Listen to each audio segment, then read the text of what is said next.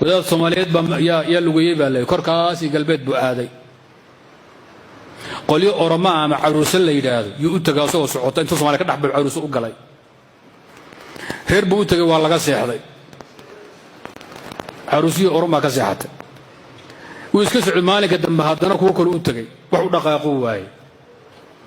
qaabka uga martigeli lahaa buu diyaariyay marka dhiil uu watay ayuu qori ku garaacay nasro u garaacay nasro sababta qana baashi la garaac jiray digri laga dhigay jiray عربي ما يقان لكن أفتهم بوها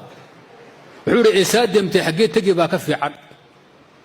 أبو يويو ويوسف باكفي عن أنت الخلد يخديج باكفي عن سلام الله يا نور القلوب يكون ذكريه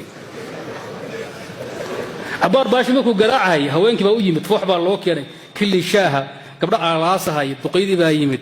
هذيكم مرتقلي عمر جراديرك بهلا ويدي هؤلاء يقانوي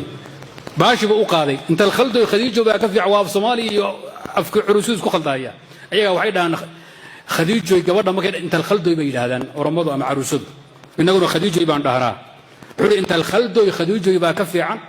isaad deemtay xageed tagi baa ka fiican abu yuyo war yusuf baa ka fiican salaamullah ya nur alqulub intan dambe marka fahmaya inuu yahuuliga ilqaadi jiray hawlahan dambe waxay u qaateen digri Soomaali ila Oromiya caruuso way Soomaali waa isku dhiban yihiin wuu marti galay